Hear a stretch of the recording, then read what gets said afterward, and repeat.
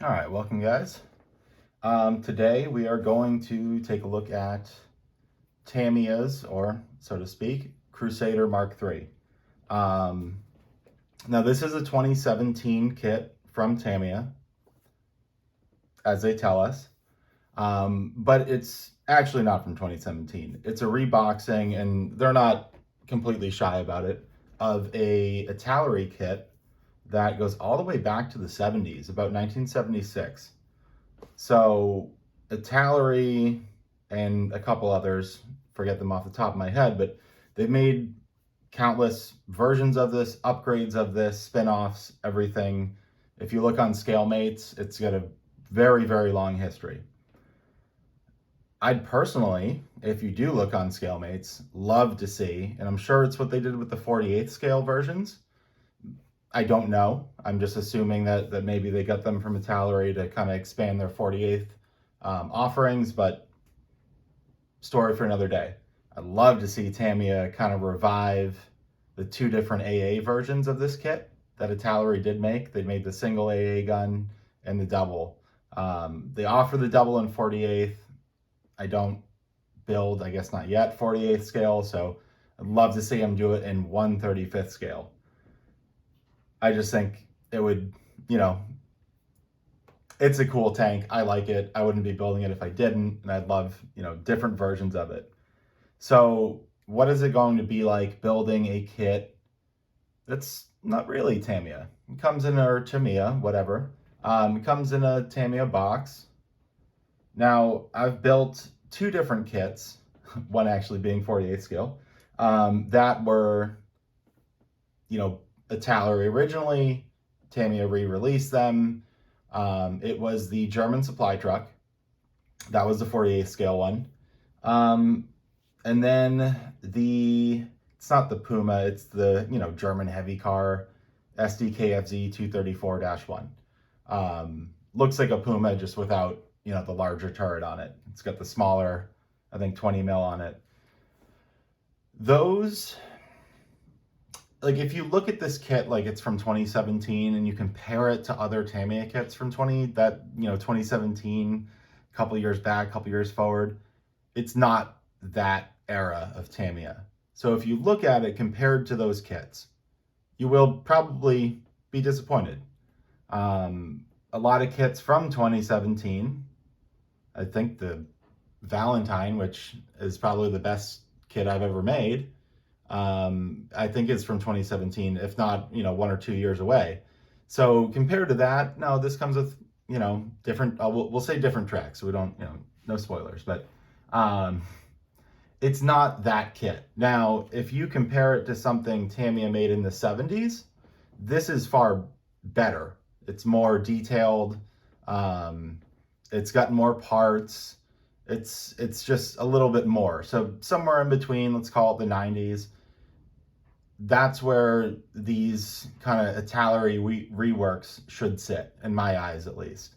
I haven't built them all. I know there's a couple Italian tanks that I'm 90% sure are also Italeri reworks, but this is definitely, it's not a 1976 kit, and it's definitely not a 2017 kit, but I've looked at it. I've read, watched other reviews. There's some good reviews here on YouTube of this. It looks much better than that, but not quite 2017. So I had that same experience with the supply truck and the we'll call it a Puma, even though that's wildly inaccurate, but they weren't quite, modern Tamiya kits. Maybe not even, like, I remember some slight fit issues with the armored car, but nothing that you can't work through. So great all around. And if you want that, that German car, you want that supply truck, there's not a ton of options in the market. It's worth it. If there was a brand new, version of those, maybe I'd say, hey, take that. But for the subject matter, if you want to build it, just build it. All right, so brief history of the Crusader. And, keep in mind, this tank was designed, not as a recon vehicle, but something along those lines. This is a cruiser tank, is how the British defined it. That meaning, you know, it was supposed to be faster, it was supposed to be more nimble, something that could, you know, do some minor reconnaissance, but also was, you know, it's supposed to flank, right? It's not like a big, heavy Churchill, like a heavy tank. So that, I think, ultimately led to its downfall, much like many other light tanks of World War II. And this tank primarily, if not solely, saw action in North Africa. Through my research and what I've read, I have never seen anything outside of North Africa, but we'll leave that option open in case, you know, someone digs up some picture from some archive somewhere. But everything I've heard and, you know, seen, this is a North Africa specific tank, which is cool. I'm, you know, actively building the Panzer IV, which I did in a desert scheme. Well, desert scheme, it's just a light brown, but I want to do another one, and I want specifically to do a Crusader. Obviously, that's why we're here. But the Crusader desert paint job, I think, looks really, really cool, and I want to do it. So ultimately, it was too lightly armored and didn't have a big enough or more powerful enough gun. So kind of saw a short time in service, was ultimately replaced by the M3 Grant, Sherman, I think even other Valentines. So, you know, it's unfortunate because it's a very cool and very unique looking tank. Yes, you know, the lower fender does resemble, you know, anything from a Valentine to, you know, Comet and Cromwell. It's got the British look, right? But that turret is very unique. It's very interesting, especially, you know, in a model. But frankly, I think it just looks cool. Now, that being said, it did have success. Second Battle of El Alamein, Tobruk, a couple other places. I did find that, you know, this tank was successful, which is why it wasn't completely scrapped. It had reliability issues, but so does, I think, every tank besides the Sherman and T-34. And you can probably even find examples of that. So it was in the desert, it's hot, probably led to a lot of that, right? But if you get replaced by the M3 Grant, which, not knocking the M3 Grant, but it looks like a souped up World War I tank, you probably, you know, could have done something different when designing it. But anyways, let's open the box and let's see what we got in here. And obviously, I've already opened this, but we'll reopen it. So directions, very, very, very typical Tamiya directions. Not a ton of paints, although there's a decent amount. And again, this is why I mentioned it's not a 1970s kit, right? Comes with a bathtub-ish style hull, but there's more parts and there's more, you know, construction elements. You know, some of these details would have just been molded on a 70s kit. And we have a box with, you know, it looks like 5, 6, 7, 8 pieces there. So there's definitely a little bit more to this kit than some of the older ones, but doesn't, you know, nothing crazy here. Again, very, very, if you've built any Tamiya kit, this is very similar. Part of the reboxing, we get some Tamiya figures, some different accessories. Now, if you look on ScaleMates, or anywhere else, it's just where I've seen it, there are a lot of different accessories and things that you could add to this tank. And as tempted and as many times as I almost purchase things, we're gonna do this out of the box, partially because as I'm building the Tacom half track, and even though the Panzer IV was a very relatively easy build, there was a lot of accessories and different things. So you can see this kit has rubber band tracks. I feel like doing a Tamiya rubber band track kit. So pulled this out of the stash, and this, fits that bill. Quick side note while I'm thinking about it, this kit's been sold out on Tamiya's website for quite a while. There are kits of this on eBay for $135 up to $150. I did not spend that. I would not recommend spending that. You will be disappointed if you spend that much in this kit, unless you really want to build it. I just happened to find this in my local hobby shop, Centerline Hobbies. Shout out to them. I don't know if they, just got a new version in, if this is an old one. I know he buys from, people selling bunches of kits and things, but I was able to find it. If you find it, as much as I want to say, don't overbuy in your stash, this is one, at least in my opinion, I haven't been able to get. So I picked it up, I don't know, maybe 6 months ago, something like that, when it was available. And I would suggest doing the same if you do want to build it. So these are the Tamiya sprues. Now these look great. It's, the backpack and everything. And I think that's our Lee Enfield or Mark I or III or something, Sten gun. But these look great. These look like really, really nice Tamiya figures. Maybe not, again, the brand new, although the face looks great on this guy. And so do the uniforms. So maybe not their most recent offerings, you would compare it to, but really, really good. Rubber band tracks, and then this is interesting. Looks like our spare tracks are going to be rubber band tracks as well. So there's some injector pin marks. Try to get to focus. There's some injector pin marks and things on the inside. Doesn't look like anything crazy, but some people might find a problem with that. When I'm in the mood to build a Tamiya rubber band track kit, I don't care. So keep that in mind. Take it however, you see it. This is the sort of bathtub style hull. Reason I say sort of is if this was a bathtub, it would be pretty terrible. You'd have a lot of mold in your house and you'd have to clean up a lot of spills. But there we're gonna get, a very unique British suspension. Not sure what I dropped out of here. Looks like singular clear part. It's hard to see if we get the glare right. And we'll get the decals out of the way. Not a whole lot of options in here, but that's okay. All we need is one. I think it's 2 different options that come with this kit. All pretty much the same, red and white. And we have our hull. So again, could there be more detail here? Could we, have to add on some of these smaller parts? Sure. Is it good enough? I think it's better than good enough.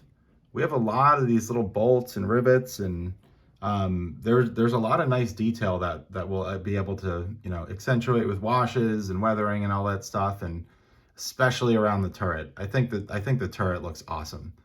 And yes, is it mostly assembled? Sure, but it's gonna look really, really nice when you put it together.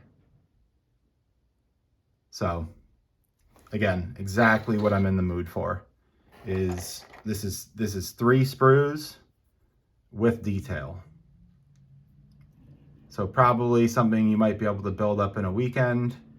Here we got sprockets, road wheels, some, and again, there's some small little hooks and detail parts. So grab handles, things like that. Looks like our tow cables are molded in plastic. Might be interesting, might work, I don't know. We will see. But we got plenty of detail on the road wheels, right? Suspension arms and things like that. So pretty straightforward. There is a tiny bit of flash in places, which this is one of the areas where, this isn't a 2017 Tamiya kit, right? It's not a ton. I mean, it's very, very minimal flash on some of these smaller parts. Maybe it might be a very slight issue, but again, nothing really crazy. Like, what's on this periscope here? But that's where you're going to find those very small differences. But again, nothing that we can't work with. And here we have side panels. Again, they're detailed. It's good. Some slight kind of push and injector pin marks here. I kind of show through on here. It's hard to get, if I can get the light right. You can see like little dimples there. But again, suits our needs perfectly. And then some more detail on these boxes and things. And again, there's a lot of different stowage options and things that you can do. From some of the bags and tarps that I've seen, it's not good. Might not even add that. Might see if I have something else, you know, from leftover parts. But there's some good flash in that piece. There's been better accessories than that. And looks like the gun in this kit is a little bit warped. I think we can fix that with glue, no problem. 2-piece gun barrel, a little bit of flash. We'll do some sanding, some filling, everything like that. So again, don't expect this kit to be absolutely perfect. We will have to work for it a little bit, but we're also not going to go too far out of the way. There are some great socks. Look at that. Exactly what I would want to wear in the desert. High, thick wool socks. But that's it. 3 sprues. Nothing crazy. Good amount of detail.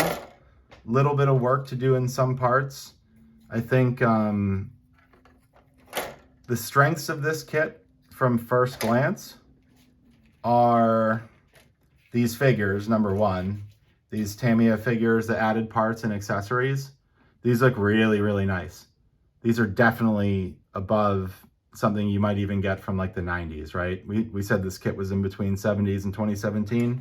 I think those are much nicer. So that is a nice addition. I don't know if we're not going to make the guy outside of the tank. Maybe we'll make, you know, the guy in the commander seat. But if figures are your thing, they look really, really nice.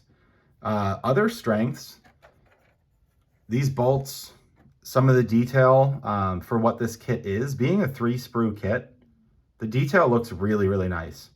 In the subject matter, there are not a lot of Crusader tanks out there. I know Border makes a couple different ones. I haven't done a ton of research.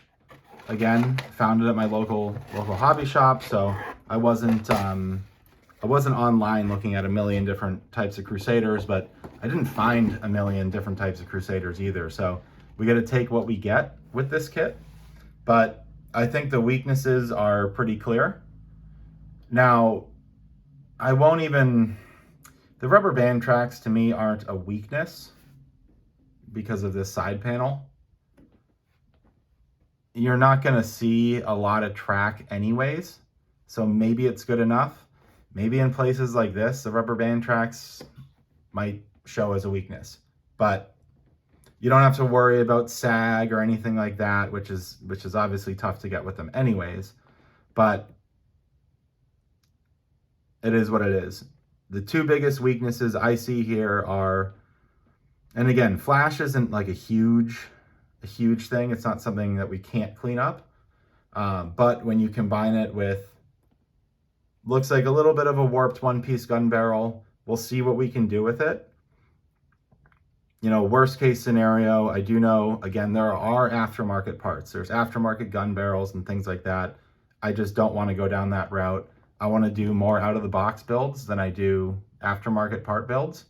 And I like going back and forth between our rubber band track kits and our more advanced kind of technical kits. So that kind of keeps me in the game, keeps me wanting to model, because sometimes after, you know, you build those complex kits, you're like, I'd like a break. this to me is a brake. This is exactly what I want out of a brake. If it doesn't turn out amazing, well, it had a 2-piece gun barrel with flash on it, so it is what it is, right? Good enough is good enough. But very excited to build this. Again, I don't know. I know we have this Tunisia scheme. I don't think they list it anywhere on the box here, no. We don't have the camo pattern, but it's going to be, it's like a desert tan and then black.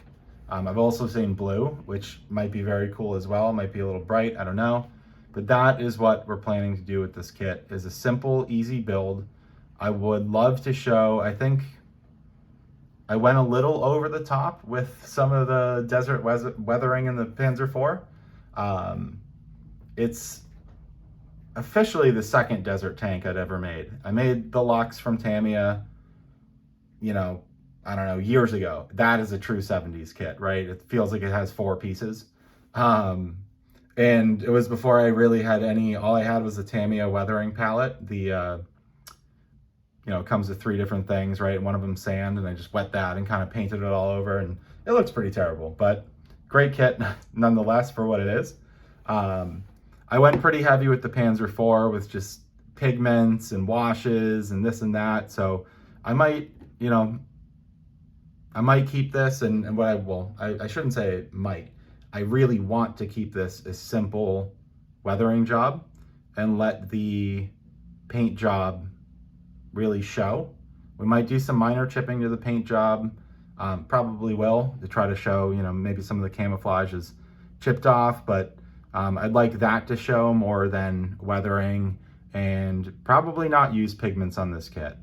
I find that I do all this great weathering work, and then I go to put on pigments and I kind of get everywhere, and I look and I say, maybe I just should have used pigments from the start and just slathered them everywhere, right? It kind of covers up, you know, all the layers of washes and things that we do. So gonna keep this one basic. I've started, you know, like a beginner series. I'd like to be able to, just like I did, have people watch these videos, maybe build along to them, just get some tips from them, get some insight, whatever, but practice those basic weathering techniques. That way we don't have to, you know, have a 40-minute weathering video with 40 different steps. Maybe we just focus on 3 steps and really highlight them, that sort of thing. So that's my intention with this kit. And don't forget to like and subscribe if you've made it this far. And congratulations if you have. And thank you for watching.